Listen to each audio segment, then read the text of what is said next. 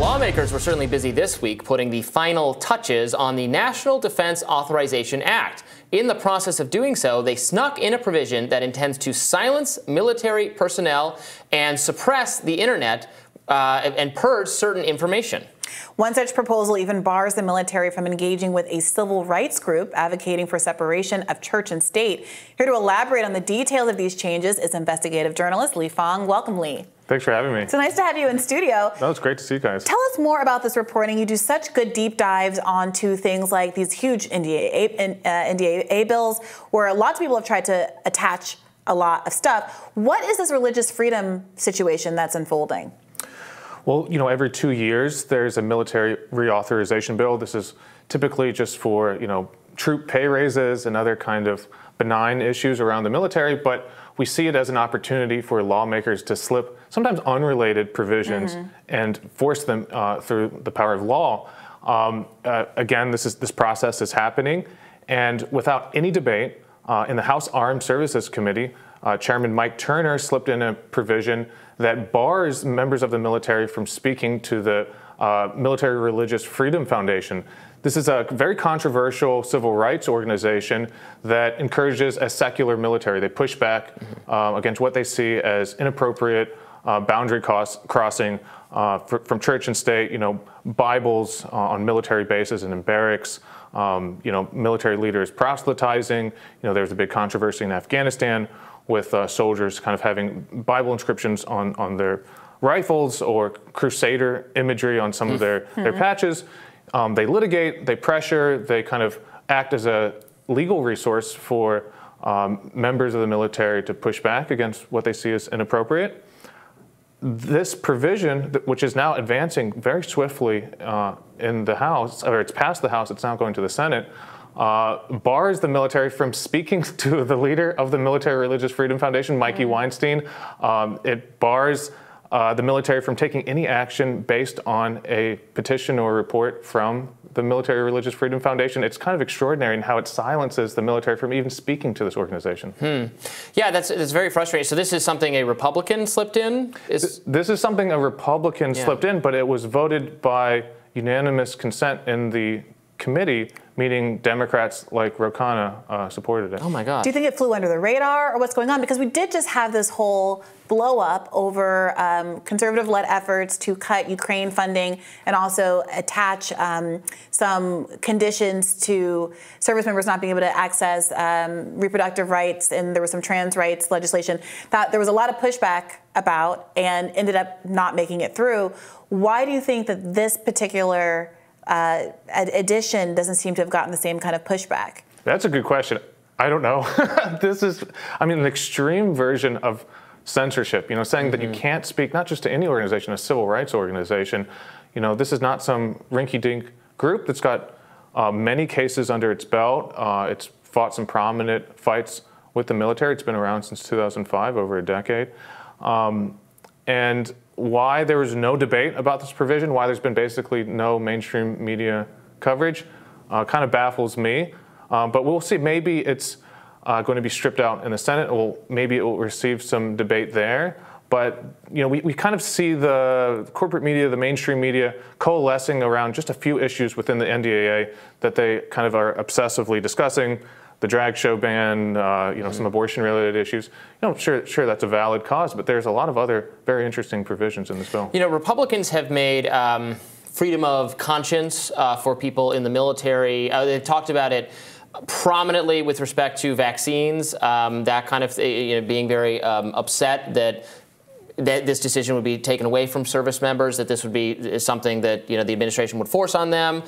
So it would seem like, in order to not be hypocritical, you would have to avoid doing things like that. This seems like in direct conflict with everything they were talking about with respect to it should be their choice, it shouldn't be forced on them. This morning, we had the Special Weaponization Committee have a whole hearing convened by Republicans to discuss issues around censorship and free speech. Here we are having some of the same House Republicans advancing an NDAA that explicitly silences speech. That doesn't mean that the hearing today wasn't airing valid issues, but there is clearly a tension there and inconsistency. Yeah, you wrote about, in your article on the subject, some more pointedly censorship-related concerns that come up here. You say that the amendment grants the authority to erase private data collected by smartphone apps and other digital apps. Can you unpack what that's all about? Yeah, so there's a separate amendment advancing in the Senate for the NDAA that builds on a rapidly passed, again with no debate, law that back in December, without any kind of legislative discussion, legislators slipped in a bill into the omnibus spending bill. This is another kind of must-pass legislation where lawmakers like to kind of slide in controversial provisions that gave federal judges the power, and their families the power, to compel businesses and online platforms to delete information that relates to their personal information, their home residence, their phone number, social security number, whatever, out of security concerns for federal judges. Now, Amy Klobuchar, Democrat, and Ted Cruz, Republican, are expanding radically upon that. They're saying any member of Congress, their family, their roommates, even at-risk members of the kind of employment base of the House, congressional staff, if anyone feels threatened in any way, they should have the power to demand that Google, Facebook, all these other sites, as well as private businesses, remove any private information that might threaten them. So, that's phone numbers, email addresses, which I'm not sure how that threatens them, Sure. Home residence addresses. I mean, this is extraordinary powers for Congress to censor the internet. Right, and that speaks to many of the hearings we're having, all the disclosures that you've been part of, some of them having to do with Twitter and the pressure that was put on that. All the social media companies facing tremendous pressure to take down content, and Republicans have sounded very worked up about this. I agree with a lot of their complaints here. It would seem almost so psychotically short-sighted to give the government more of a mandate to do speech takedowns on social media, given the vast history of what we've witnessed over the last few years. Well, listen, there are valid security concerns. There was that shooter that targeted congressional Republicans at the congressional baseball game. That was a left-wing shooter. There are many right-wing shooters and extremists that have threatened Democrats. There was someone just arrested last year for threatening Pramila Jayapal, House Democrat, outside of her home. We just had this Barack Obama story where Donald Trump tweeted out this article that listed his Colorama address, and there was an arrest. We talked about this maybe 2 weeks ago. So they're valid concerns, but if as a public official, you're trading some of your privacy for increased scrutiny. That's just part of the job, and it's not like we don't take security seriously in Congress. They just passed, just a few years ago, an additional, on top of the very high security budget, special $2 billion extension in the Capitol Police budget. Lots of new security measures, as I'm sure you guys know. If you've been to Capitol Hill, you can kind of feel, it's palpable how much more security there is there. And, at the end of the day, if you're allowing members of Congress to delete broad amounts of information from the internet, you're not just blocking the public from knowing, you're blocking journalists. A big part of reporting on corruption, stories that I've done in the past, a lot of that special interest influence not just goes directly to members of Congress. Actually, the more likely target of special influence peddling and bribes and whatever you want to call it goes to family members. A spouse, a son, an uncle getting hired to an energy company. I wrote about Hunter Biden's work for Burisma, the Ukrainian energy company, back in 2014. I was looking up what might be considered private information as I was gathering documents. Marjorie Taylor Greene's waving his photos on the House floor. We can't be too interested in criminalizing the sharing of private information about political figures. If there's a big difference between a private residence and a naked picture. Countrywide, the big mortgage bank that bribed members of Congress and got lenient treatment for years from policymakers. How did they do it? They gave special low interest loans to lawmakers and housing officials.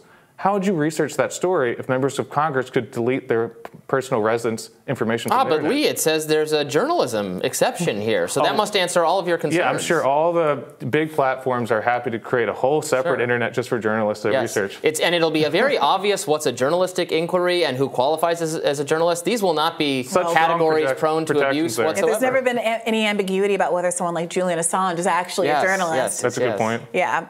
It also reminds me of the claim Clarence Thomas corruption investigation cases where so much of it is, well, there was a house that was bought by this person who had a conflict of interest with the court, and it wasn't that he gave Clarence Thomas the money, it's that he purchased a house that was Clarence Thomas's mother or mother-in-law on this particular street that was nearby. Those kinds of connections I could see being implicated, you know, the research into those kind of connections could be undermined by a law like this. A perfect example, because I'm fascinated by this reporting. I've kind of tried to backtrack it and figure out how ProPublica did it. And looking at how they found some of the money, it's great, you know, journalism, what they did, looking through public documents. You know, for example, how they found that Harlan Crow had paid the tuition for, you know, Clarence Thomas' family member, their private tuition. The private school that family member attended went bankrupt. In the bankruptcy proceedings, you see the invoices from Harlan Crow. And in those invoices, you see a lot of personal identifying information. Again, this is stuff that could be scrubbed from the internet, scrubbed from public websites, from private websites, whatever, government websites and privately owned websites, if this amendment comes to pass. Do you have any concerns about privacy rights, generally speaking? In Europe, there seems to be more of an emphasis on the right to privacy, the right to disappear, as I think they call it. And while I completely agree with, for public figures, how it would undermine important journalistic investigations and the like, you know, is there any concern that we should, you know, talking about this in this way, in this context, is taking away from what perhaps might be decent arguments about regular people needing to have more protection as their information is farmed and exploited for profit on the internet so frequently? I think that's a valid conversation. One, we should have that debate in Congress. We should be talking about privacy rights. And in Europe, it's the opposite of here. In Europe, normal people have stronger privacy rights. Here in America, what we're talking about, normal people have no privacy rights, but only members of Congress have it. It's kind of flipped, right? You know, one interesting provision of the Klobuchar-Cruz amendment is taking a look at data brokers. You know, when you use your weather app, your dating app, your chess app, whatever, you know, they're feeding that information from your phone, your sometimes precise location, to these data brokers that then sell them to advertisers. There's been a number of investigations that show, well, a lot of people could buy that same data and know that your patterns, exactly where you are, what's your path to go from home to work. And so in this amendment, it gives members of Congress the ability to delete information from data brokers. Well, guess what? What about everyone else? What about everyone else? What about, you know, the person that's being threatened by their spouse or have some other kind of, you know, domestic violence issue? They don't have the right only if you're a senator and, you know, you have that same right. I think all of this is worthy of discussion. I'm just kind of concerned about the lopsided nature of this, that this is being slipped in with no debate as an amendment to the NDAA, doesn't have anything to do with the Pentagon, and that there's a clear inconsistency. Where are the privacy rights for ordinary Americans, and why should we have this incredibly privileged class of lawmakers? Yeah, absolutely. Well said. I mean, there are these well-known trade-offs between free speech and privacy, and philosophically, it's hard. It can be hard. There can be edge cases that are very hard, I think, to work out, but it's so clear that the government class shouldn't be entitled to a different or more favorable standard to them than anyone else. Lee, thank you so much for stopping by. We really appreciate it. Good to see you guys. And we'll have more Rising right after this.